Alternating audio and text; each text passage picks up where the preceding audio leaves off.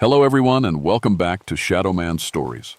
I can picture some of you already in bed, maybe some of you just getting home from work. Wherever you are, whatever time it is, I'm glad you're here. If this helps you relax or sleep, please like and subscribe. It means a lot. Now, let's get you comfortable and I'll tell you tonight's story. My name is Garrett Frostborn, and I've been a park ranger in Alaska for 18 years. I'm telling you this story because what happened to me in March 1974 changed everything I thought I knew about the world. If you think you understand nature, you don't. Not really. I came to Denali after my wife Sarah died in a climbing accident back in Colorado. Couldn't handle the mountains there anymore. Every peak reminded me of her. Alaska felt like the right kind of empty. Big enough to get lost in, cold enough to freeze out the memories. I was 42 and figured I'd spend whatever years I had left keeping tourists from getting eaten by bears. The thing about Alaska is, it doesn't care about your problems. The land up here has its own rules, and you follow them or you die. Simple as that. I learned to read weather patterns that could kill you in minutes, track animals through snow deeper than a man is tall, and survive in cold that turns your breath to ice crystals before it leaves your mouth. By 1974, I was stationed at Wonder Lake, 85 miles from the park entrance. Most isolated posting in Denali. During winter, I might not see another human being for weeks. Just me, the radio, and 20,000 square miles of wilderness. I liked it that way. I'd also become something of an expert on the aurora borealis. Started documenting the northern lights for the University of Alaska, taking photographs and measurements. The professors said my data was helping them understand magnetic fields and solar activity. Made me feel useful again, like I was contributing to something bigger than just checking on empty campsites. The Inupiat elders, who sometimes visited the ranger station, had different ideas about the aurora. They called them Tornarsuk, hungry spirits that rode the lights down from the sky. Old Moses, who guided hunting parties through the park, would get this serious look whenever the lights appeared. "Don't listen if they call to you," he'd say. "They want what keeps you warm inside." I always nodded politely. Moses was good people, and his stories helped pass the long winter nights. But I was a man of science. Solar particles hitting the magnetosphere, nothing more. Beautiful? Sure. Mysterious in a scientific way. But not supernatural. That was before March 1974. Before the longest, coldest winter on record. Before the solar maximum that brought aurora displays so bright they lit up the ground like daylight. Before I learned that some hungers can't be satisfied and some spirits never stop feeding. The blizzard started March 15th and didn't let up for 3 weeks. Temperatures hit 50 below zero. My radio barely worked through the interference, and my supply drop was 2 weeks overdue. I was rationing food and burning furniture to stay warm when the call came through. "Wonder Lake Station, this is dispatch. We've got a missing family near your location. Inupiat family of 4, including 2 children. Last seen 3 days ago, heading toward the old mining trail. Can you respond?" I should have said no. Should have told them the weather was too dangerous, that nobody could survive 3 days in this cold. But Sarah always said I had a hero complex. Maybe she was right. Copy that, dispatch. I'll head out at first light. The aurora that night was the strangest I'd ever seen. Instead of the usual green curtains, it came in waves of deep purple and red, pulsing like a heartbeat. My instruments went crazy, compass spinning, electromagnetic readings off the charts. The lights seemed to move wrong too, flowing against the magnetic field lines, like they had their own agenda. I took pictures until my camera battery died in the cold. Then I just stood there watching, feeling something I hadn't felt since Sarah died. Not quite fear, but close. Like being watched by something vast and patient and hungry. When I finally went inside, I checked my equipment 3 times.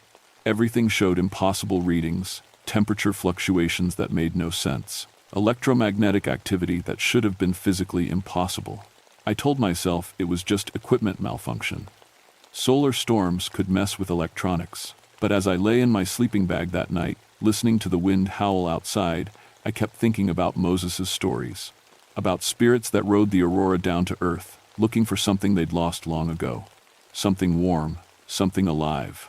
I found their dogs first. The sled team was arranged in a perfect circle in a clearing about 5 miles from the mining trail. 7 huskies, all alive but wrong. They sat motionless in the snow, staring straight up at the sky with eyes gone milk white. Didn't react when I called to them.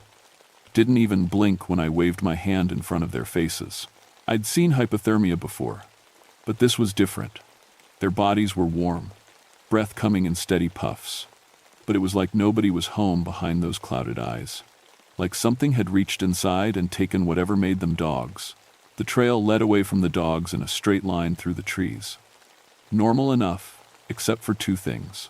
First, there were only 4 sets of tracks, 2 adults, 2 children, just like the missing family. But second, and this is where it gets strange, there were no drag marks, no signs of struggle.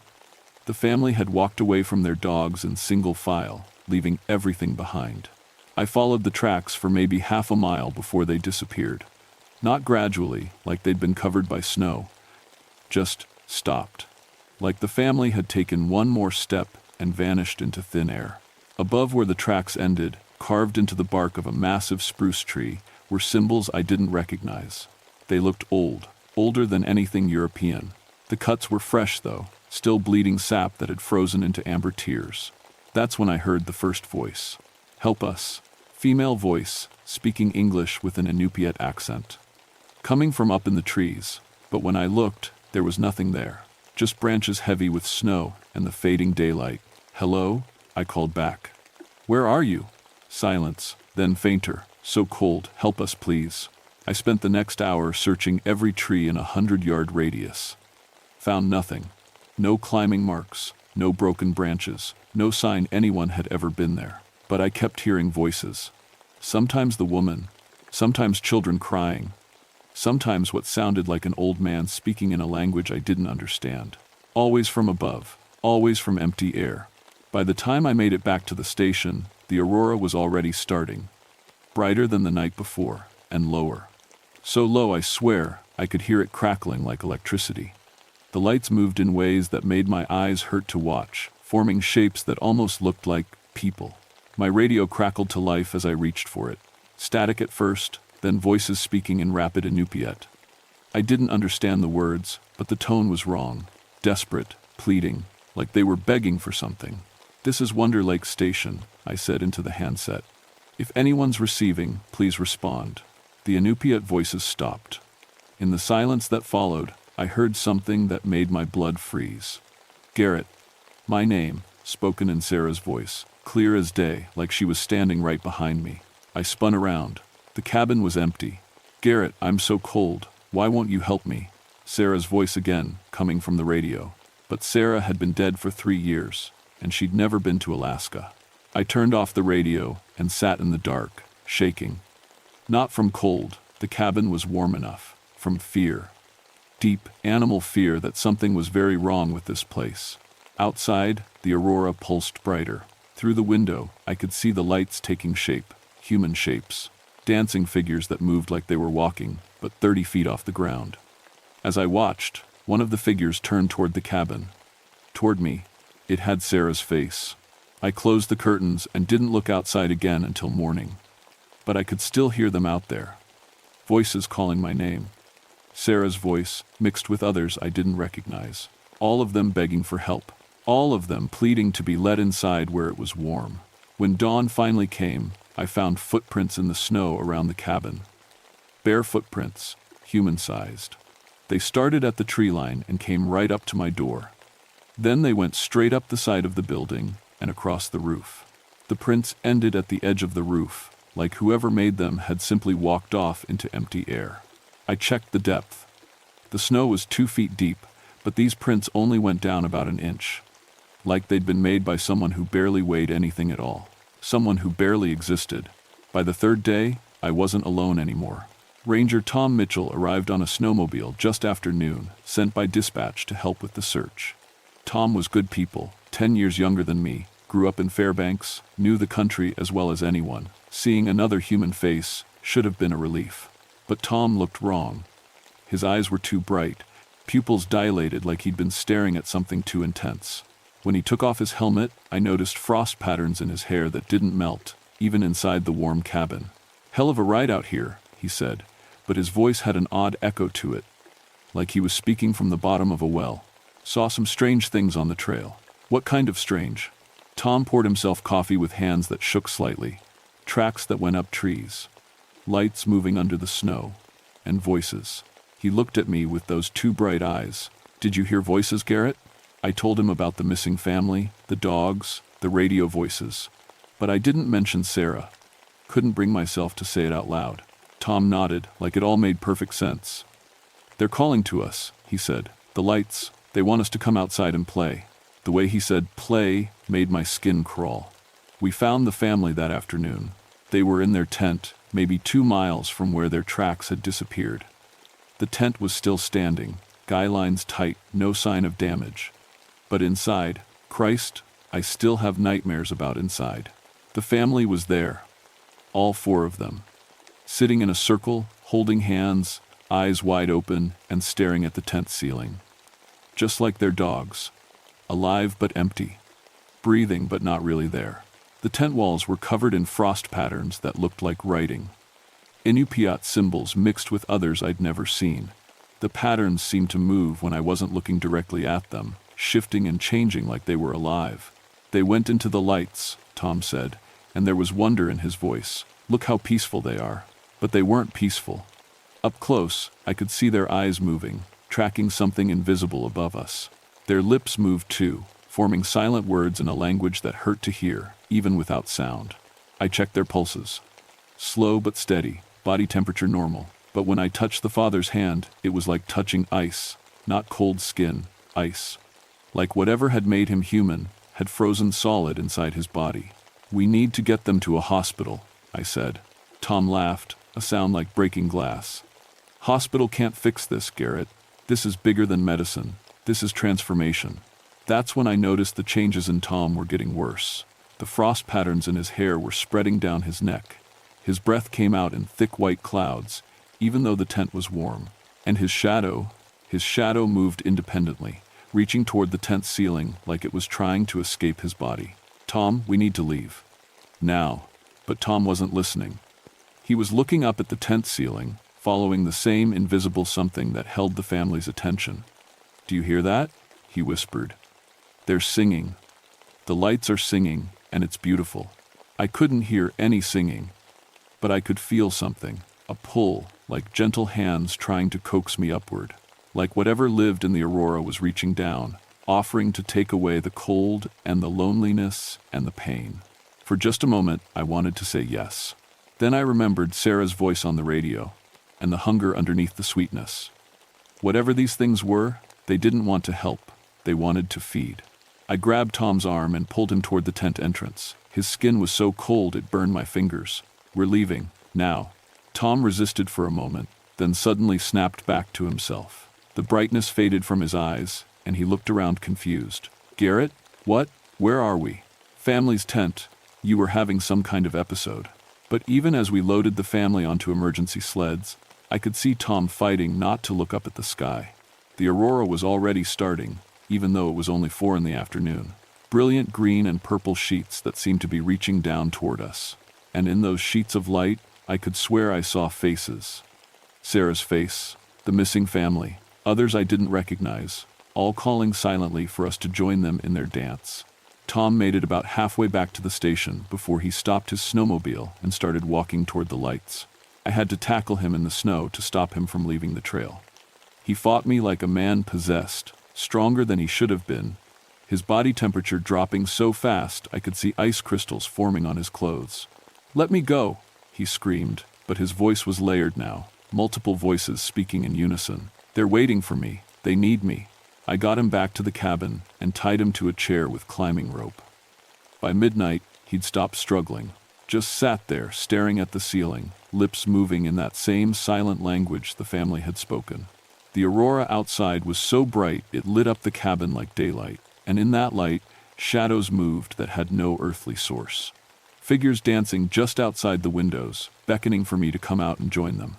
I spent that night reading Moses's journals, notes he'd left at the station years before about the old stories, about spirits that lived in the magnetosphere, feeding on the warmth and life force of anything they could catch, about hunger that could never be satisfied, and cold that went deeper than any winter. about how to fight back. The truth was in Moses's journal, written in his careful handwriting between stories about successful hunts and weather patterns. The Tornarsuk are not spirits of the dead, asterisk he'd written. Asterisk, they are spirits of the hungry. Beings caught between the earth and sky during the great cold at the world's beginning. They live in the river of lights above us, but they remember warmth. They remember what it felt like to have bodies, to have weight, to have hearts that beat with hot blood. Every 11 years, when the sun burns brightest and the lights dance lowest, they try to return. They call to us with voices of people we love, people we've lost. They promise to take away our pain if we'll only come outside and look up at their beauty. But they lie. They cannot take away pain because they cannot understand it. They can only feel hunger. Endless, desperate hunger for everything that makes us human. I looked over at Tom, still tied to the chair. Ice was forming on his skin now, real ice, spreading out from wherever the rope touched him. His breathing had slowed to maybe 3 breaths per minute, and his eyes had gone that same milk white as the dog's. But he was still fighting it. I could see the struggle in his face, the part of him that was still Tom trying to hold on while something else tried to hollow him out and wear him like a coat. The aurora outside was descending. Actually coming down, pressing against the cabin windows like luminous fog. In that green-white glow, I could see them clearly now. Human-shaped beings made of light and hunger, their faces shifting between people I knew and strangers I'd never seen. Sarah was there, beautiful and terrible, her face twisted with need. Garrett, her voice echoed from everywhere at once. I'm so cold. I've been cold for so long. Let me in, and we can be warm together. Behind her, dozens of others. The missing family, their dogs somehow walking upright on hind legs, faces I recognized from old missing person reports. All of them pressing against the windows, begging to be let inside, where there was warmth and life to steal. Asterisk, traditional protections. Asterisk, Moses had written. Asterisk, iron filings scattered in a circle, songs sung in the old language, and most importantly, electromagnetic disruption. The Tornarsuk ride the magnetic field lines like roads. Break the roads, break their hold. Asterisk. I had iron filings in my geology kit.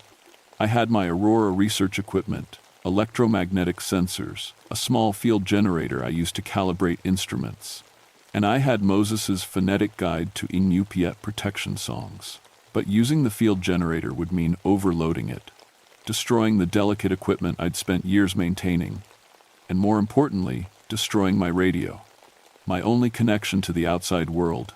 The aurora pressed harder against the windows. Cracks appeared in the glass, spreading outward like spider webs. The temperature in the cabin dropped 20 degrees in as many seconds. Tom's head snapped up, his milk-white eyes focusing on me with terrible clarity.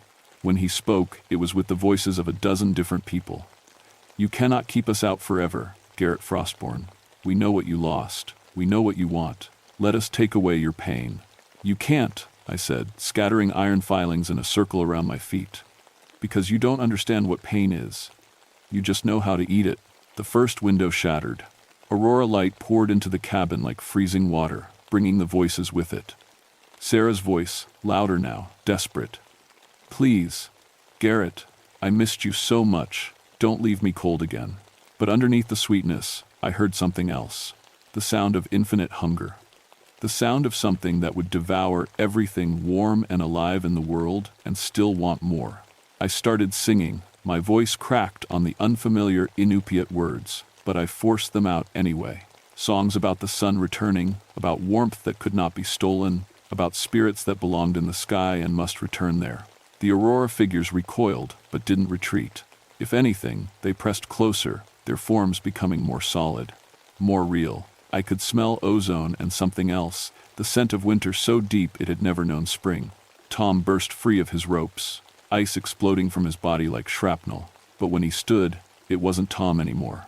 His face shifted between human and something else. Something that had watched the first dawn from the edge of space and never forgiven the world for being warm without it. You understand now, he said in that layered voice. We are not evil, we are just hungry. And you have so much warmth to share. He lunged for me just as I hit the field generator's overload switch. The electromagnetic pulse blew out every electronic device in the cabin. Lights, radio, heaters, everything went dead in an instant. But it also tore through the aurora like an invisible blade, disrupting the magnetic fields that let the Tornarsuk manifest in our world. Tom collapsed mid-lunge, his body convulsing as whatever had been riding him was ripped away. The aurora light in the cabin fragmented, breaking apart like a shattered mirror. The voices rose to a shriek of rage and hunger, and then silence. Outside, the northern lights retreated to their proper place in the sky, fading to their normal green curtains. The temperature began to rise. The supernatural cold released its grip on the world. I knelt beside Tom, checking his pulse, weak but steady, and getting stronger. His eyes cleared, pupils returning to normal size. The ice that had been forming on his skin melted away like it had never been there. "Garrett?" His voice was his own again, human and confused and beautifully ordinary. What happened? Through the broken window, I could see the missing family sitting up in their sleds, blinking in confusion. Their dogs were barking, normal, healthy, barking that spoke of minds returned to their proper owners. But I knew this was only temporary. The solar maximum would peak next year. The Tornarsuk would return, stronger than before, having tasted our world and found it good. And next time, I might not be strong enough to refuse them. The official report called it a research equipment malfunction during severe electromagnetic storm conditions. The military classified everything, sealed the records, and transferred me to a desk job in Anchorage. Tom got a commendation for heroic rescue efforts under extreme weather conditions. The missing family recovered fully, with no memory of their 3 days in the wilderness. When I asked them what they remembered, they all said the same thing: beautiful lights and singing. I tried to tell my superiors what really happened, showed them Moses's journal, my photographs, the electromagnetic readings from that night. They listened politely and recommended I take some time off, maybe talk to a counselor about PTSD, but Moses believed me. When I visited him on the reservation, he listened to my whole story without interruption. Then he nodded, like he'd been expecting this day his entire life. "The Tornarsuk have been quiet for many years," he said. "My grandfather's grandfather told stories about times when they fed, times when whole villages disappeared into the lights. But never so many people, and never so hungry." "Why now?" I asked. Moses pointed at the sky, where a faint aurora was already beginning to dance. "The sun burns brighter than it has in 100 years, and we have so many machines now, so many things that call to them through the magnetic rivers. They hear all our radio waves, all our electricity. They know how many warm bodies there are to feed on. I've spent the last year learning everything I could about Inupiat spiritual practices, learning the protection songs properly, gathering iron filings and understanding the old ways of keeping spirits in their proper place. Because the solar maximum peaks next winter, and when it does, the Tornarsuk will return. They remember me now. Sometimes, on clear nights when the aurora is particularly bright, I can hear them calling my name. Sarah's voice, still sweet, still promising to take away the pain of losing her. But now I know the truth underneath. They don't want to take away pain, they want to consume it, along with everything else that makes us human. Our warmth, our love, our grief, our joy. They would hollow us out and wear our skins and still be hungry when nothing warm remained in all the world. I'm not the same man I was before Wonder Lake. The cold up there changed me, marked me somehow. I can feel their attention now, a constant weight pressing down from the magnetosphere, waiting for another chance. But I'm ready for them. I've got iron filings and protection songs and an understanding that some hungers can never be fed, only fought. And I've got this story. I'm telling it to everyone who'll listen, posting it places where people might read it and remember. Because next year, when the solar maximum peaks and the aurora dances lower than ever before, some of you might hear voices calling from the lights. Beautiful voices, familiar voices, voices promising warmth and comfort and an end to loneliness. When that happens, remember what I learned in the Alaska wilderness. Remember that not all lights guide you home. Some of them are just trying to lead you far enough from safety that no one will hear you scream. Don't trust the voices. Don't go outside when the aurora moves wrong. And if the lights start reaching down toward Earth, get inside, stay inside, and wait for dawn. Because the Tornarsuk are always hungry. And once they get a taste of your warmth, they'll never stop hunting you. The northern lights are beautiful. But sometimes, beautiful things are the most dangerous of all. Asterisk. Never look up when the aurora dances low, never listen when the lights call your name, and never, ever go outside when the spirits are feeding. Asterisk. Asterisk. If you like this story, there are others. Alaska is full of thin places where the natural world touches something older and hungrier. Places where the old rules still apply and modern understanding means nothing. Asterisk. Asterisk. Stay safe out there. And remember, the wilderness doesn't care if you believe in it or not.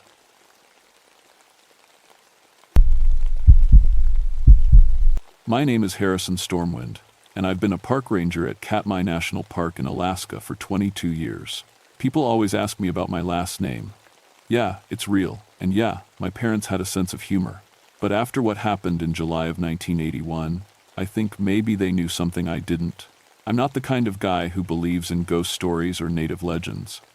I'm a Marine, did 2 tours in Vietnam before coming to Alaska to work with the bears. At 44, I've seen enough real horror to know the difference between what's scary and what's actually dangerous. Bears are dangerous. Weather is dangerous. Tourists who don't listen are dangerous. But spirits and monsters? That was just stories the old folks told. Katmai is home to the world's largest brown bears. We call them Kodiaks up here. During salmon season, you can see 30 or 40 of these massive animals fishing at Brooks Falls at the same time. Some of the big males weigh over 1,000 pounds. I knew every bear in the valley by sight, tracked their family lines for decades. I'd survived 3 charges, trained photographers from National Geographic, and written research papers on bear social behavior. But in July of '81, during the peak salmon run, something changed. It started with the smell. I was doing my morning patrol along the Brooks River when I caught a scent that made my stomach turn. It wasn't the usual fish and bear musk you get used to around here. This was something else. Thick, ancient, like rotting meat mixed with something I couldn't name. The bears were acting wrong too. I'd been watching these animals for over 2 decades, and I'd never seen them behave like this. The big males that normally dominated the best fishing spots were hanging back, nervous. Cubs stayed close to their mothers even when there was no obvious threat. And the strangest thing, they all kept looking toward the same spot upriver, toward the Valley of 10,000 Smokes. That's when I found the campsite. It was about a mile from the falls, hidden in a grove of alder trees. Whoever had been there left in a hurry. Expensive gear scattered everywhere, sleeping bags torn, coolers crushed, and 3 high-end hunting rifles that looked like they'd been run over by a truck. The ammunition was scattered, but none of it had been fired. This wasn't normal. Hunters, even illegal ones, don't abandon thousands of dollars worth of equipment. And the way everything was destroyed, it looked like something massive had been angry. I radioed back to headquarters. "This is Stormwind at Brooks River. I've got what looks like an abandoned hunting camp. Might need to call in Fish and Wildlife." The radio crackled back. "Copy that, Harrison. Any signs of the hunters?" I looked around at the destroyed campsite again. Negative. But something big was here. Real big. That night, lying in my cabin, I kept thinking about what I'd seen. The gear wasn't just scattered, it was arranged almost like a warning. The sleeping bags were shredded and laid out in a circle. The cooking pots were stacked in a neat pile, but crushed flat as pancakes. And those rifles, bent and twisted like someone had grabbed them and tied them in knots. I'd seen what angry bears could do to campsites. This wasn't that. I thought about calling my wife Sarah back in Anchorage, but what would I tell her? That after 22 years of dealing with every kind of wildlife emergency, I'd found something that didn't make sense? She worried enough about me working alone out here. Instead, I did what I always did when something bothered me. I made a plan. Tomorrow I'd search the area more carefully. I'd document everything with photos. I'd find a logical explanation, because there had to be one. There always was. But as I drifted off to sleep, I kept thinking about that smell. And about the way every bear in the valley had been looking toward the same place, like they were waiting for something to come out of the wilderness. Something that had them all scared. The next morning started normal enough. I loaded my pack with camera equipment, evidence bags, and my standard patrol gear. The weather was perfect. Clear skies, temperature in the 60s. Peak tourist season meant I'd probably run into photographers and wildlife watchers at the falls. But when I got to Brooks Falls, It was empty.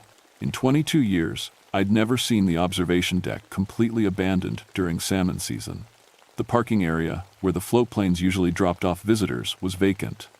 Even the bears seemed to have moved on. That's when I noticed the fish. Thousands of salmon were swimming upstream, but they weren't stopping to spawn. They were swimming past their traditional spawning beds like something was chasing them. The water was so thick with fish, it looked like a moving carpet of silver and red. My radio crackled. "Harrison, this is Tom Mackenzie." Tom was the pilot who ran supply flights into the park. "I'm about 10 minutes out with a family of tourists. You seeing anything unusual down there?" I keyed the microphone. "Define unusual, Tom." "Well, I just flew over the valley, and there's this bear standing by the falls.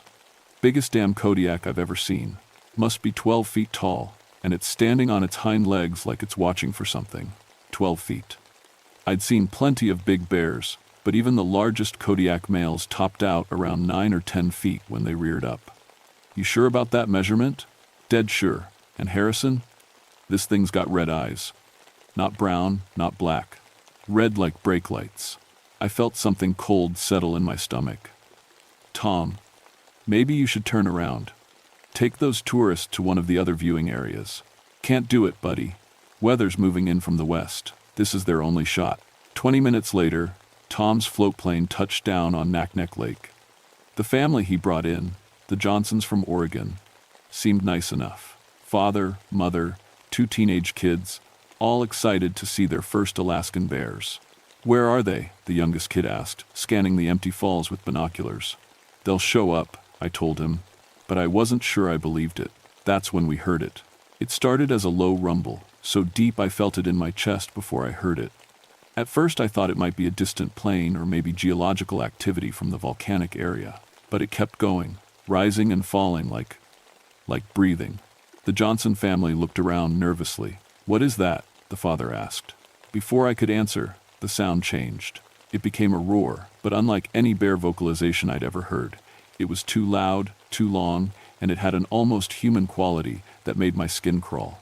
"Maybe we should head back to the plane," Mrs. Johnson said. "Good idea," I agreed. But when we turned toward the lake, Tom was gone. I grabbed my radio. "Tom, this is Harrison. Where are you?" Static. Then, "Harrison, had to leave. Storm coming in fast. Back tomorrow." The radio went dead. I tried again. "Tom, do you copy? Tom?" Nothing. "Are we stranded?" the teenager asked. I forced a smile. "Just for the night. Happens sometimes. We've got a shelter cabin about half a mile from here." But as we started walking toward the cabin, I caught that smell again, stronger now, like it was getting closer. And when I looked back at the falls, I saw something that made me stop dead. There was a bear standing at the top of the falls, but this wasn't any bear I'd ever cataloged. It was massive. Tom was right about the 12-foot height. Its fur was dark brown, almost black, but there were patches of gray around the face that looked like deliberate markings rather than natural coloring. And its eyes were definitely red. The thing that really bothered me was how still it stood. Normal bears are constantly moving when they're fishing, shifting weight, looking around, reacting to sounds. This one stood like a statue, and it was looking directly at us. "Mr. Stormwind," the youngest Johnson kid was tugging on my sleeve. "Why is that bear staring at us?" I didn't have an answer, because in all my years of studying bear behavior, I'd never seen one that seemed to be thinking. But this animal, if it was an animal, had an intelligence in its posture that made me deeply uncomfortable. "Let's keep moving," I said. As we walked toward the cabin, I could feel those red eyes watching us the entire way, and when I finally worked up the courage to look back, the massive bear was gone, but I could still smell it in the air. The cabin was basic but solid. One room with 4 bunks, a wood stove, and emergency supplies. I got the Johnsons settled while I tried to figure out our situation. The radio was completely dead, not even static. My satellite phone couldn't get a signal, which was unusual but not unheard of in the valley. "How often does this happen?" Mr. Johnson asked while his wife made coffee on the camp stove. "Weather delays? Pretty regular, but Tom's one of the best bush pilots in Alaska. He'll be back." What I didn't say was that the sky had been clear when Tom left, and I hadn't seen any weather moving in. Something else had spooked him into leaving. Around sunset, the salmon runs stopped. I was checking the area around the cabin when I noticed the river had gone quiet. During peak season, you could always hear the splash and thrash of thousands of fish moving upstream. Now there was nothing but the sound of water over rocks. That's when I found the first body. It was about 50 yards from the cabin, partially hidden under a fallen log. A female brown bear, probably 6 or 7 years old. She'd been killed recently. The body was still warm, but the way she died didn't make sense. There were claw marks on her sides, but they were massive. The longest was nearly 18 inches, and they'd gone clean through her ribs. I'd never seen anything that could do that kind of damage to a full-grown brown bear. I was photographing the scene when I heard Mrs. Johnson scream. I ran back to the cabin to find the family pressed against the windows. There, the father was pointing into the woods. Something's moving out there. I grabbed my binoculars and scanned the tree line. At first I didn't see anything. Then something shifted between the trees, and I caught a glimpse of dark fur moving through the undergrowth. It was the same bear from the falls, but now it was moving. And it wasn't moving like a normal bear. It was moving with purpose, like it was hunting. "Everyone get away from the windows," I said. "Move to the center of the room." "What is it?" the teenager asked. "Just a bear. But we need to be careful." That was a lie. After 2 decades of working with these animals, I knew this wasn't just a bear. Normal brown bears don't stalk humans. They avoid us, or they charge if they feel threatened. But they don't hunt us with intelligence and patience. The scratching started around midnight. It was soft at first, just a gentle scraping against the cabin walls. I thought it might be tree branches in the wind, but there wasn't any wind. The scratching moved around the cabin in a deliberate pattern, like something was testing the walls for weak spots. The Johnson family huddled together on one of the bunks while I stood by the door with my rifle. The scratching got louder, more aggressive. Long gouges that sounded like they were carving through the wood. Then it stopped. The silence was worse than the noise. I stood there for 10 minutes, listening, waiting, nothing. "Is it gone?" Mrs. Johnson whispered. Before I could answer, something slammed against the roof so hard the entire cabin shook. Dust fell from the ceiling, and one of the support beams creaked ominously. Another impact, then another. "It's trying to get in through the roof," I said, checking my rifle. "Everyone stay calm." But I wasn't calm. A normal bear might try to break down a door or tear through a window, but they don't systematically test a structure for weak points. This thing was thinking, planning. The impacts stopped. For a moment, I thought maybe it had given up. Then I heard something that made my blood freeze. Footsteps. Not the 4-legged padding of a bear, but the deliberate 2-legged steps of something walking upright. They circled the cabin once, twice, then stopped right outside the door. I could hear breathing. Deep, rhythmic, patient. Then a voice, low and rumbling, spoke a single word in a language I didn't understand. It sounded old, ceremonial.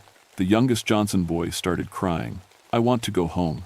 "We're going to be fine," I told him, but my hands were shaking as I held the rifle.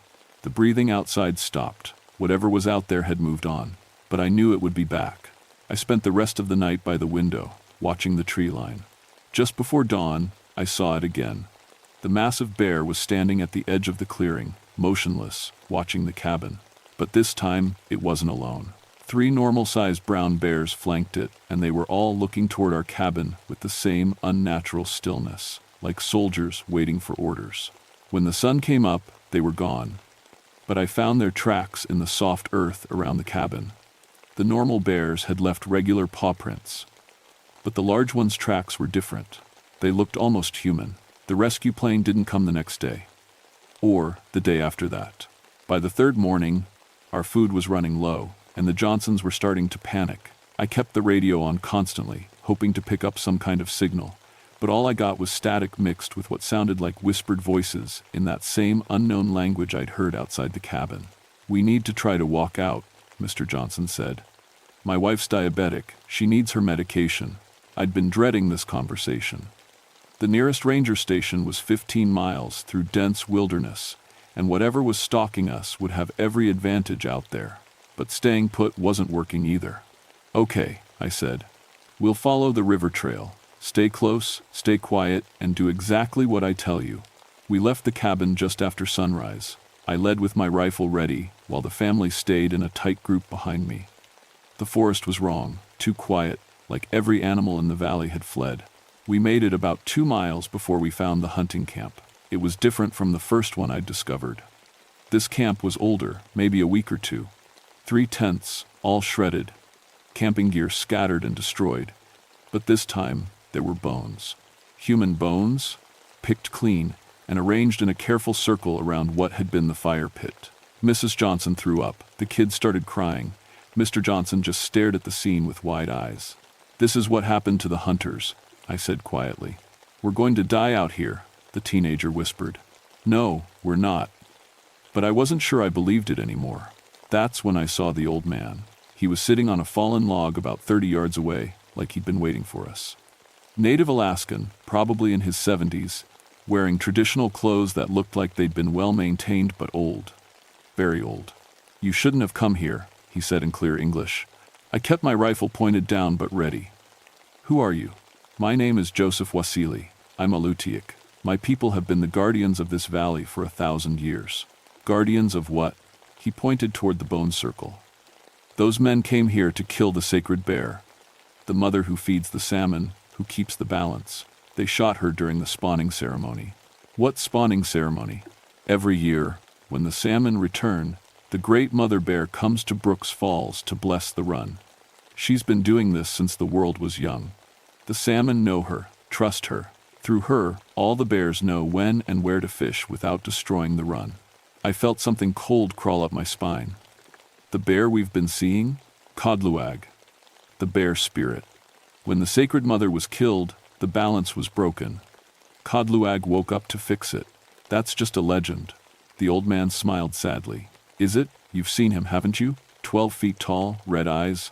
Moves like a man but fights like a bear." I had seen him. We all had. "What does he want?" "Justice. Balance. The men who killed the sacred bear are dead. But their presence here, their disrespect, it's awakened something that's been sleeping for decades. Kodluag won't rest until the balance is restored." "How do we restore it?" Joseph looked at the Johnson family, then back at me. "Someone has to take the place of the sacred bear. Someone has to promise to protect the salmon, to maintain the balance." "You mean sacrifice someone?" "I mean someone has to be willing to stay, to become the guardian this valley needs." Before I could respond, we heard it. That deep, rumbling roar from somewhere close. Too close. "He's coming," Joseph said. "You need to decide now."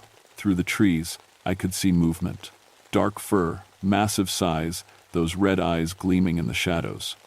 Kodluag had found us. The Johnson family pressed against me, terrified. I raised my rifle, but Joseph put a hand on my arm. "Bullets won't stop him. He's not really alive anymore. Not in the way you understand. But he can be bargained with." The massive bear emerged from the tree line. 12 feet tall, just like Tom had said, but seeing it up close was different. This wasn't just a large animal. There was an intelligence in those red eyes, an ancient anger that went beyond anything natural. Kodluag spoke, the same rumbling words I'd heard outside the cabin. Joseph translated. He says, "The valley has been violated. The sacred laws have been broken. Blood must pay for blood. Tell him I'll stay." I said, "Tell him I'll be the guardian." Joseph spoke in the ancient language. Kodluag listened, then responded. "He wants to know why you would do this, why you would give up your human life for strangers." I looked at the Johnson family, scared, innocent people who just wanted to see some bears. Then I thought about Sarah, waiting for me back in Anchorage. About the 2 sons I was putting through college. "Because it's my job," I said. "I've been protecting this valley for 22 years. I'm not going to stop now." Joseph translated again. Kodluag studied me for a long moment, then nodded slowly. The bear spirit approached me, moving with deliberate steps. When he was close enough to touch, he placed one massive paw on my shoulder. I felt a shock of cold energy run through my body, like being struck by lightning made of ice. Images flashed through my mind. The valley as it had been centuries ago, filled with indigenous people who understood the balance between humans and nature. The first European explorers, the gradual destruction of the old ways, the establishment of the park, the return of some protection, but never the deep spiritual connection that had kept things stable for so long. And now, my role in that continuing story. When the vision stopped, Kodluag stepped back and spoke one final time. "He says you are accepted," Joseph translated, "but the contract is binding. You cannot leave this valley. Your life is tied to its protection now." I understood. "Will the others be safe?" "Yes, Kodluag will guide them out." I turned to the Johnson family. "Follow Joseph and the bear. Don't look back, don't ask questions. Just go home and forget this place exists." They wanted to argue, to thank me, to do something. But there wasn't time. Kodluag was already moving toward the trail, and Joseph was gathering them up. As they disappeared into the forest, I stood alone in the clearing, surrounded by the bones of men who hadn't understood what they were destroying. I was the guardian now, for better or worse. That was 44 years ago. The official report says that Harrison Stormwind died in a bear attack while protecting tourists in Katmai National Park. There's even a memorial plaque at the visitor center. But I'm still here. I don't age the way I used to. Don't need food or sleep like before. The cold doesn't bother me, and I can smell things from miles away. Sometimes I wonder if I'm still human, or if I'm becoming something else. Something like Kodluag. The Johnson family made it out safely. Tom found them at the lake 3 days later, guided there by an unusually intelligent brown bear that disappeared as soon as the plane arrived. They never talked about what really happened. I think Joseph made them understand that some stories are too dangerous to tell. My wife Sarah received my pension and life insurance. She remarried after a few years to a good man who treats her well. My sons finished college and have families of their own now. Sometimes I watch them from a distance when they visit Alaska, but I can never approach. That part of my life is over. The valley is different now, safer, but in ways most people don't notice. The salmon runs have been perfect for 4 decades. The bear population is stable and healthy. Poachers and illegal hunters have a tendency to get lost or have equipment failures that force them to leave empty-handed. And sometimes, when someone shows up with bad intentions, they simply disappear. I'm not the only guardian anymore. There are others like me scattered across Alaska. Park rangers, fish and game wardens, native elders who made similar bargains with similar spirits. We don't talk much, but we know each other. We nod when we pass on remote trails. We share information about threats to the places we protect. The old ways are coming back, slowly. More people are learning to respect the wilderness instead of just using it. Climate change and development pressure mean we have new threats to deal with, but we adapt. Kodluag still walks the valley during the salmon runs. He's more at peace now, less angry. Sometimes we patrol together, a 12-foot bear spirit, and a man who's forgotten what it feels like to be entirely human. I'm telling you this story because things are changing again. The balance we've maintained for 40 years is under pressure. There are people who want to open the park to more development, more exploitation. They think the old stories are just superstition. They're wrong. If you ever come to Alaska, remember this: respect the wilderness and it might tolerate you. Violate its sacred places, and something will come to restore the balance. The guardians are always watching, and we have very long memories. Some people ask me if I regret the choice I made that day in the woods. The answer is complicated. I miss my human life, miss my family, miss the simple things like a hot meal and a warm bed. But I've seen what this valley was like before the protection, and I know what it would become without guardians. Every year, I watch thousands of salmon spawn in pristine waters. I see bear families teach their cubs to fish in peace. I witness moments of perfect natural balance that most humans never get to experience. And every year, I remember that some things are worth protecting, no matter what the cost. The beast of Katmai isn't the monster in this story. We are. My name is Elena Northstar, and I've been a park ranger for 15 years. Most people think that means I hand out trail maps and chase tourists away from bear cubs. But here in the Arctic National Wildlife Refuge, 200 miles north of the Arctic Circle, my job is different. I track caribou herds across endless frozen ground. I study how animals survive in a place that wants to kill everything that breathes. September 1987 was when I learned that some things in the Arctic are better left unstudied. I grew up in Anchorage, but my grandmother was full Gwich'in. She used to tell me stories about the old days, about spirits that lived in the empty places. The Ajirak, she called them. Shapeshifters, tricksters, Things that could look like your best friend or your own reflection, leading you deeper into the white until you forgot which way was home. "Elena," she'd say, stirring caribou stew over the fire, "the land up north isn't empty. It just looks that way to people who don't know how to see." I was an anthropologist before I became a ranger. I studied those stories in college, wrote papers about them. Cultural mythology, I called them. Fascinating insights into indigenous psychology. That's what happens when you grow up in the city. You learn to think with your head instead of your blood. The research team that went missing was studying climate change effects on caribou migration. 3 scientists from the University of Alaska, all good people. Dr. Sarah Chen specialized in animal behavior. Marcus Webb was a climatologist who'd spent 5 winters in Antarctica. Dr. James Running Bear was a Gwich'in elder and wildlife biologist, CHE.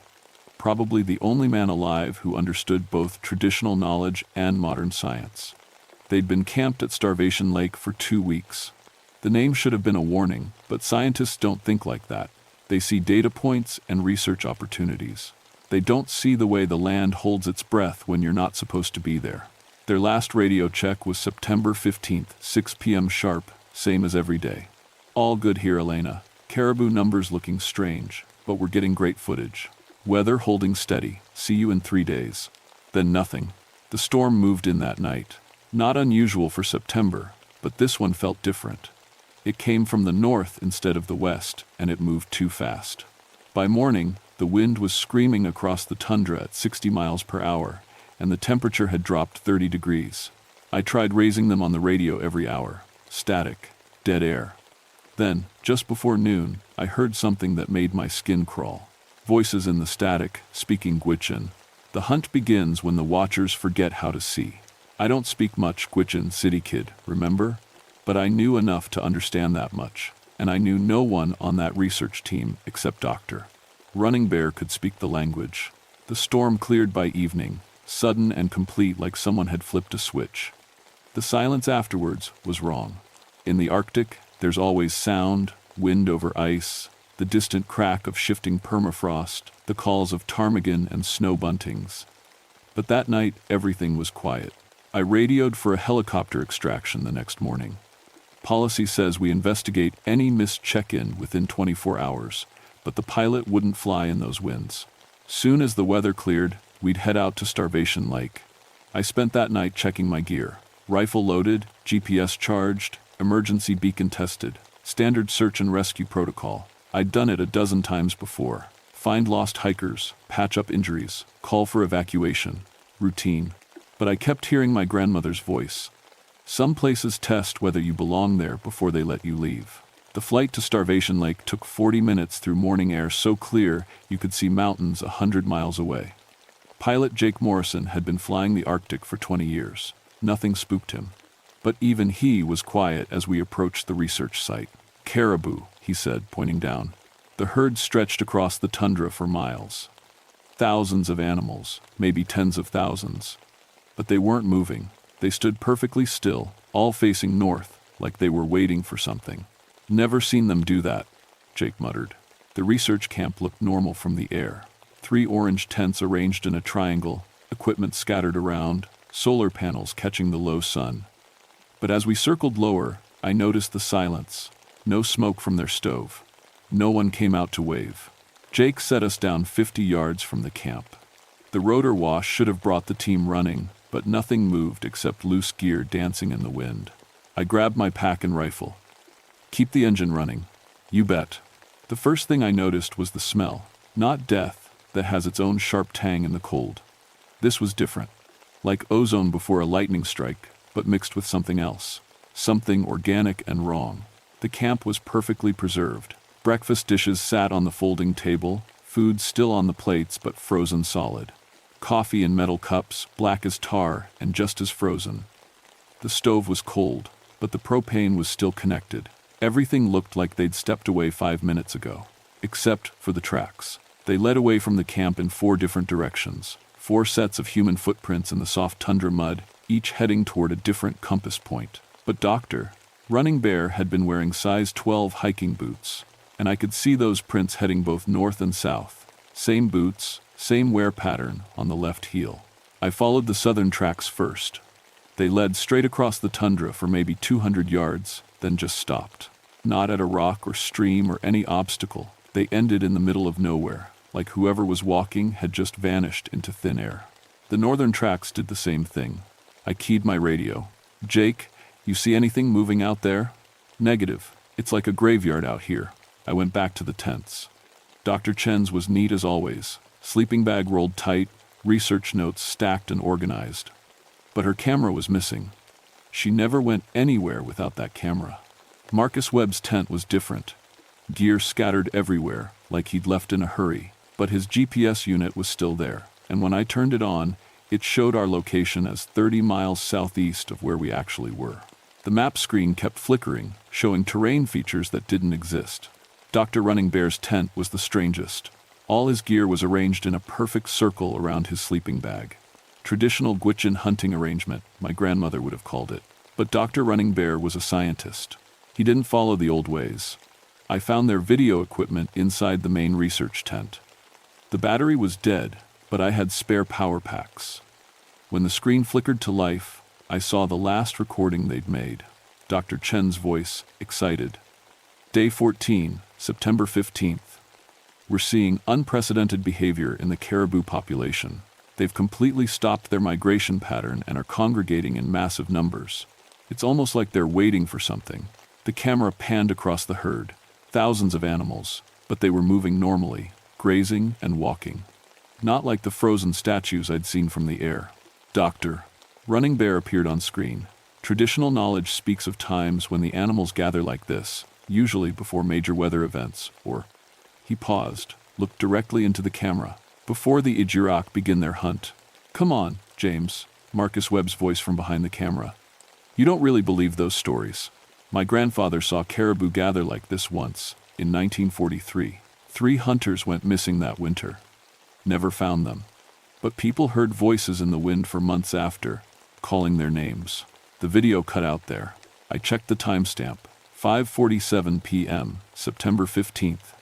13 minutes before their last radio check. But I could hear Dr. Chen's voice on the recording, and I distinctly remembered it being Marcus who'd called in that night. I rewound and played it again. Same voices, same timestamp. But now I was sure. Dr. Chen had made the radio call, not Marcus. My hands were shaking as I packed up the equipment.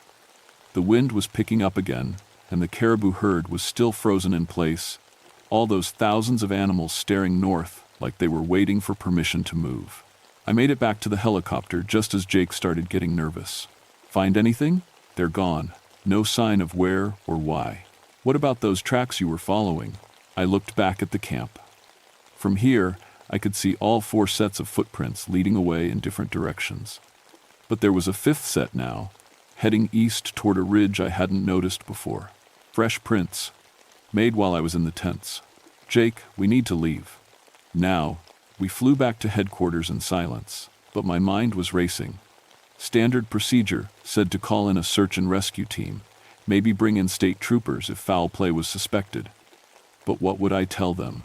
That people had vanished, leaving impossible tracks? That GPS units were showing fictional terrain? That 10,000 caribou were standing at attention like soldiers waiting for orders? I spent the night writing my report, trying to make it sound rational. Research team missing under unknown circumstances. Evidence suggests rapid departure from camp. Weather conditions may have disoriented subjects. Recommend immediate search operation. The truth was locked in my desk drawer, along with the video equipment. The search team arrived 2 days later. 6 rangers, 2 state troopers, and a helicopter crew. Professional, thorough, experienced. They found exactly what I'd found, nothing useful. "Strangest thing," said Trooper Williams on the second day. "We flew grid patterns for 8 hours yesterday. Covered every square mile within walking distance of that camp. Didn't see a single human track except yours, Elena. But I'd seen those tracks. 4 sets, leading away from camp, then 5. I wasn't crazy, and I wasn't mistaken." On the 3rd day, things got worse. Marcus Webb walked into our temporary command post at noon, looking confused and slightly frostbitten. He was wearing summer clothes and had no memory of the past week. "Where is everyone?" he asked. "We were supposed to break camp this morning." The medic checked him over while I asked questions. Last thing Marcus remembered was going to sleep on September 14th. He thought it was September 15th now. When we told him it was the 18th, he laughed. That's impossible. I was just in my tent. Sarah was making coffee, and Dr. Running Bear was checking his instruments. They're probably wondering where I went. We showed him photos of the abandoned camp. The confusion in his eyes was genuine and terrifying. I don't understand. Where are they? Neither did we. Marcus was evacuated for medical observation, and the search operation was officially called off. 2 people still missing, presumed dead from exposure. Case closed. Except I couldn't close it. I went back to Starvation Lake alone 3 days later, against every regulation in the book. The caribou herd was gone, scattered back to their normal migration pattern. The camp had been removed by the search team, nothing left but tent stakes and fire rings. But the tracks were still there, not the ones from before. New tracks. Fresh human footprints circling the old campsite in a spiral pattern, getting smaller and smaller until they reached the center where Dr. Running Bear's tent had been. Then they stopped. I followed them with growing dread. The prints were clear in the soft ground, made by hiking boots I recognized. Size 8 women's boots with a distinctive star pattern on the sole. My boots. According to those tracks, I'd walked in a spiral pattern around the campsite sometime in the past day. But I'd never been there since the search operation. I was sure of it. I checked my own footprints where I'd just walked. Same star pattern, same size 8 boots. But I was wearing those boots right now, and they'd never made the spiral tracks. The sun was setting, and the temperature was dropping fast. Time to leave. But as I turned back toward my snowmobile, I heard something that stopped me cold. My own voice, calling from across the tundra. "Elena, over here, I found something." The voice was coming from the north, maybe a quarter mile away. I could see a figure waving at me from a small rise. Same height as me, same hair color, wearing the same Park Service jacket. "Elena, you need to see this." I drew my rifle and started walking toward the voice.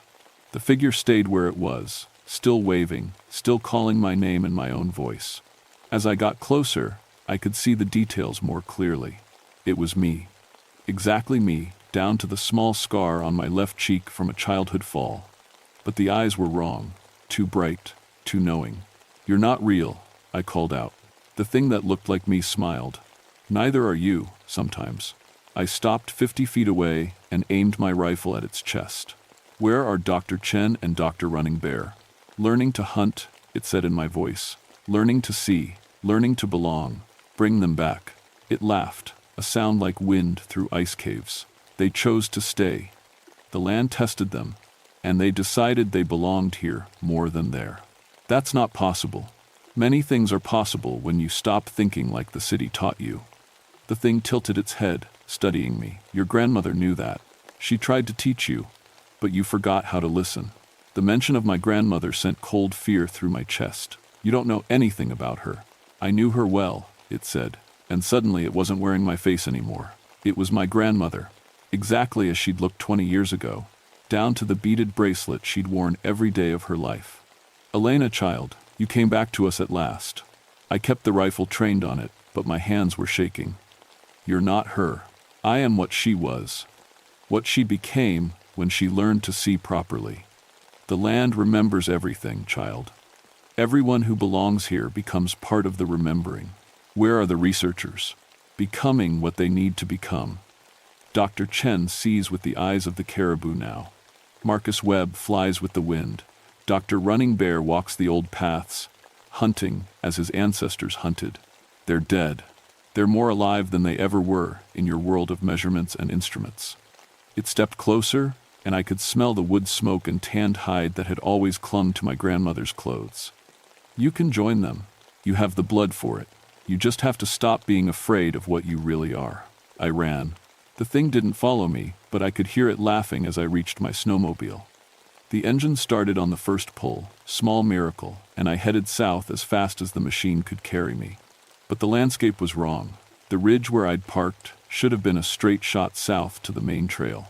Instead, I found myself climbing hills that hadn't been there before, following valleys that curved back on themselves.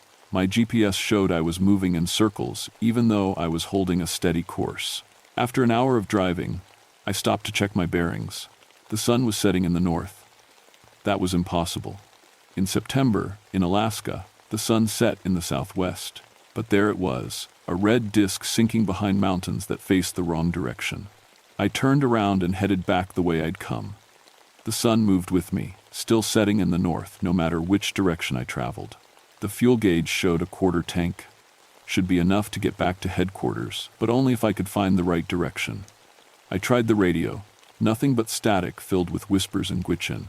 As full darkness fell, I saw lights in the distance. A campfire, maybe, or the electric glow of research equipment. I drove toward it, hoping to find shelter for the night. The lights belonged to the research camp. Same 3 orange tents in the same triangle pattern. Same equipment scattered around the fire pit. But this time, people moved between the tents. Dr. Chen was hanging solar panels on a makeshift rack. Marcus Webb was checking weather instruments. Dr. Running Bear sat by the fire, writing in a notebook. All of them looked exactly like themselves. No wrongness in their faces, no strange brightness in their eyes. Just 3 scientists doing their jobs. I parked the snowmobile and walked into camp, rifle ready. Elena, Dr. Chen looked up with a smile. Perfect timing. We were just discussing the migration data. You've been missing for a week, I said. Missing? Marcus laughed. We've been right here. You talked to us on the radio yesterday. That was 6 days ago. Elena, are you feeling all right? Dr. Running Bear stood up, genuine concern on his face. You look confused. They were so normal. So perfectly themselves. But I remembered the abandoned camp, the frozen food, the impossible tracks. Either I was losing my mind, or these weren't the real researchers. Show me your hands, I said, keeping the rifle trained on Dr. Chen. She held them up, puzzled. Elena, what's wrong? Her hands looked normal. Right number of fingers, right scars and calluses. But when she moved them, her shadow on the tent wall had too many joints. You're not real. I'm as real as you are, she said. The question is whether you're real enough to belong here. The facade dropped like a curtain falling. Their faces became fluid, shifting between human features and something else. Something that had never been human, but had learned to wear human shapes. We are Ijarak, said the thing wearing Dr. Running Bear's face. Guardians of the sacred places. Teachers of the old lessons. Where are the real researchers? Safe, learning, becoming what they chose to become. The Marcus thing gestured toward the fire. Sit. Let us tell you why you're really here. I didn't lower the rifle. I'm here to find missing people. You're here because the land called you, because your grandmother's blood remembers what your mind forgot, the doctor. Chen Thing moved closer. You think you're a scientist like them, but you're something older. Something that belongs to the old ways. I don't believe in the old ways, but they believe in you. The fire flared higher, and in the flames I saw images. My grandmother, as a young woman, walking across the tundra with a rifle and a pack, following caribou herds, reading weather signs, surviving in places that killed other people. She hadn't been just telling stories by the fire. She'd been teaching me. She saw the Ijarak, said Dr. Running Bear's voice. They tested her, and she proved worthy. She became a bridge between your world and ours. What happened to her? She's still here, part of the land now, part of the remembering. She sent dreams to call you north. That hit like a punch to the stomach. I'd been having dreams about the Arctic for months before taking this assignment. Dreams of walking endless white landscapes, of voices calling my name in languages I didn't understand. You want to add me to your collection? We want to offer you a choice, said the Chen Thing. Stay in your world of measurements and instruments, spending your life studying things you'll never truly understand. Or learn to see with older eyes. Learn to hunt with the wind and speak with the animals. Learn to belong. And if I refuse, then you leave, and you never speak of what you've seen. The missing researchers stay missing. The reports get filed and forgotten, but you'll spend the rest of your life knowing that you turned away from your true heritage. The fire dimmed, and in the growing darkness, I could see their true forms. Tall figures with 2 long limbs and faces that shifted like smoke. Ancient things that had walked this land since before humans crossed the Bering Strait. Where are Dr. Chen and the others? Show me they're really alive. The largest Ijarak gestured toward the darkness beyond the firelight. 3 figures stepped into view. The researchers looked exactly as they should, but they moved differently. More fluid, more aware, like they could see things invisible to normal eyes. We chose to stay, said the real Dr. Chen, to learn the old sciences. There's so much more to know than what we can measure with instruments. They offered us a choice, added Marcus Webb. We could return to the university and spend our careers guessing about climate patterns, or we could learn to speak directly with the land. Dr. Running Bear nodded. My grandfather always said the spirits would call me home eventually. I thought he was being metaphorical. They looked happy, more alive than I'd ever seen them. But there was something else in their faces, something that hadn't been there before. A wildness that belonged to the old world, not the new one. The choice is yours, Elena Northstar, said the Ajirak, who wore my grandmother's face. Granddaughter of those who knew how to see. I lowered the rifle, not because I trusted them, but because I finally understood. The missing researchers weren't prisoners, they were students. The Ajirak weren't monsters, they were teachers. And I wasn't just a park ranger investigating disappearances, I was my grandmother's granddaughter, finally coming home. If I stay, what happens to my life? My job? Elena Northstar, the park ranger, disappears during a rescue operation, said the Chennai Ajirak, tragic but not uncommon in the Arctic. But Elena Northstar, the bridge walker, continues her work, helping both worlds understand each other. I need time to think. Take all the time you need, but know that some choices have deadlines. The fire died to embers, and the camp faded around me like morning fog. I found myself standing alone on the tundra with my snowmobile, the real research camp nowhere in sight. But my GPS was working again, and the stars showed the right directions. I made it back to headquarters just as my fuel ran out. My official report was simple. Extensive search revealed no trace of missing researchers, presumed dead from exposure. Case closed. But that wasn't the end. The dreams came every night after that. My grandmother's voice calling me back to Starvation Lake. Images of caribou herds moving in patterns that revealed the future weather. Visions of hunting with the wind, of seeing through the eyes of Arctic foxes, of understanding the conversations that rocks have with ice. I lasted 3 months before I went back. They were waiting for me, of course. The Ajirak and the researchers who'd chosen to stay. They taught me things my anthropology professors never mentioned. How to read the mood of the aurora, how to find water by listening to permafrost, how to hunt in ways that honored both predator and prey. I learned that the Arctic isn't empty at all. It's full of voices and stories and ancient knowledge that science barely touches. I learned that my grandmother's tales weren't mythology. They were field guides for navigating a world deeper than the one most people see. The Elena Northstar who writes this account is not the same person who flew to Starvation Lake in September 1987. That woman died on the tundra, and something older was born from her bones. I still work as a park ranger, officially. But my real job is translation. Helping scientists understand what the land is trying to tell them, helping the land understand what the scientists need to know. It's lonely work, standing between two worlds that don't quite trust each other. But it's important work. Climate change isn't just about temperature measurements and ice core samples. It's about disrupting relationships that have existed for thousands of years. When the permafrost melts and the caribou can't find their ancient paths, when storms come from impossible directions and the aurora speaks in languages nobody remembers, that's when the old guardians get restless. The Ajirak are still out there, testing travelers who enter the sacred places. Sometimes they offer the same choice they offered me.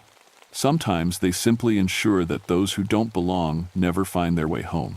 If you ever find yourself alone on the Arctic tundra and you see someone who looks familiar waving at you from a distance, remember this: the empty places aren't empty, and some spirits will test whether you belong there before they let you leave.